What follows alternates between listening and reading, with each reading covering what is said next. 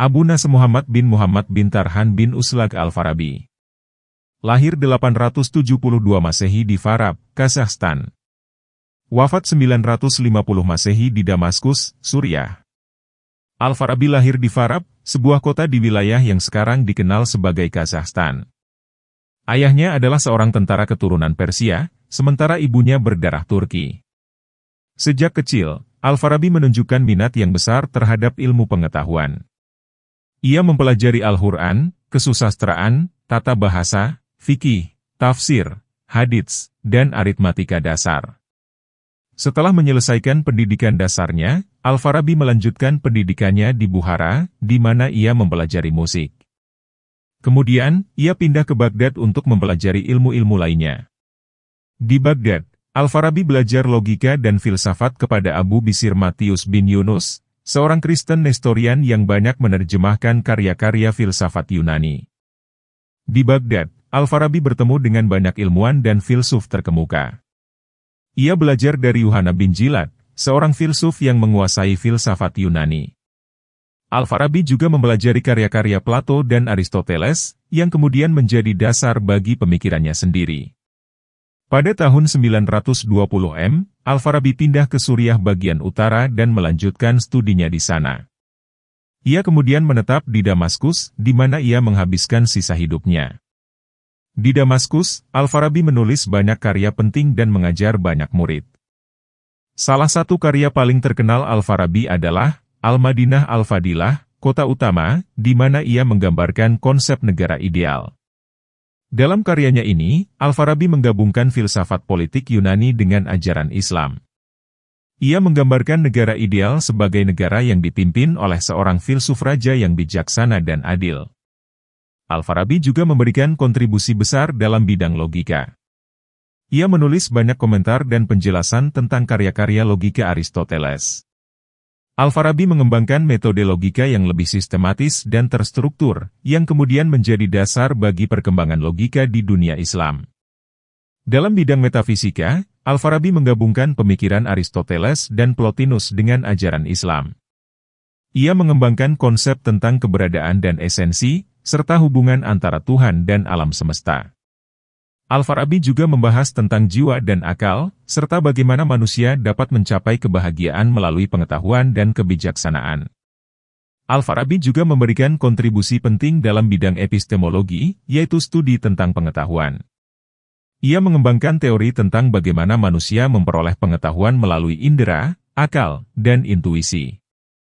Al-Farabi juga membahas tentang hubungan antara pengetahuan dan kebahagiaan, serta bagaimana pengetahuan dapat membantu manusia mencapai tujuan hidupnya. Selain filsafat, Al-Farabi juga memberikan kontribusi besar dalam berbagai bidang ilmu pengetahuan lainnya, termasuk matematika, musik, dan pengobatan. Al-Farabi menulis beberapa karya penting dalam bidang matematika. Ia mengembangkan metode untuk menyelesaikan persamaan matematika dan memberikan kontribusi dalam pengembangan geometri dan aritmatika.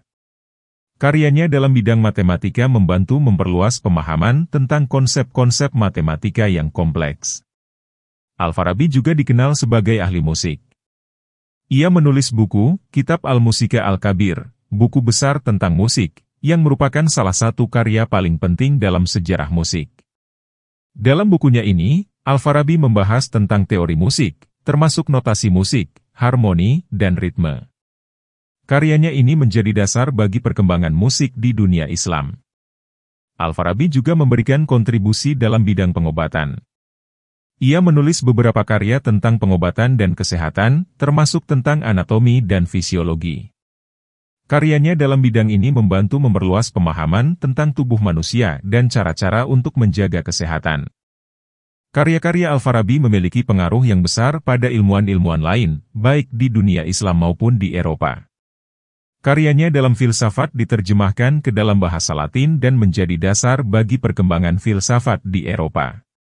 Banyak filsuf Eropa, seperti Thomas Aquinas, yang terinspirasi oleh karya-karya Al-Farabi dan menggunakannya sebagai dasar untuk penelitian mereka sendiri. Penggunaan metode logika. Metode logika yang dikembangkan oleh Al-Farabi digunakan oleh banyak ilmuwan setelahnya untuk memperbaiki perhitungan dan analisis logika. Penggunaan metode ini menunjukkan betapa besar pengaruh Al-Farabi dalam bidang logika.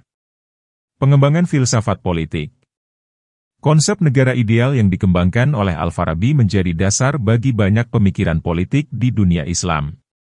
Karyanya dalam bidang filsafat politik membantu memperluas pemahaman tentang hubungan antara agama dan politik, serta bagaimana negara dapat mencapai keadilan dan kebijaksanaan. Meskipun banyak yang diketahui tentang karya-karya ilmiahnya, sedikit yang diketahui tentang kehidupan pribadi Al-Farabi. Ia dikenal sebagai seorang yang sangat tekun dan berdedikasi dalam pekerjaannya.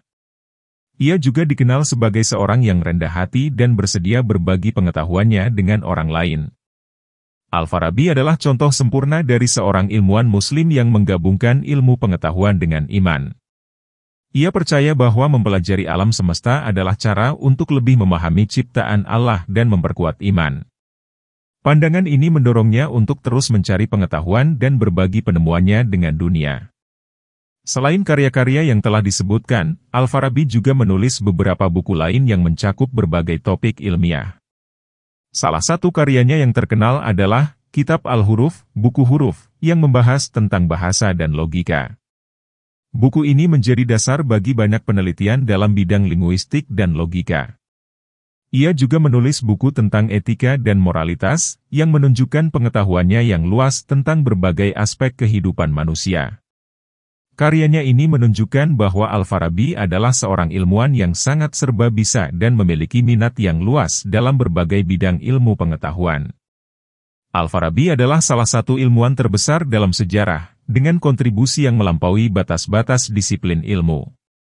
Karyanya dalam filsafat, matematika, musik, dan pengobatan telah memberikan dasar bagi banyak perkembangan ilmiah yang kita nikmati hingga saat ini. Sebagai seorang ilmuwan Muslim, ia juga menunjukkan bagaimana ilmu pengetahuan dan agama dapat berjalan beriringan untuk kemajuan peradaban manusia.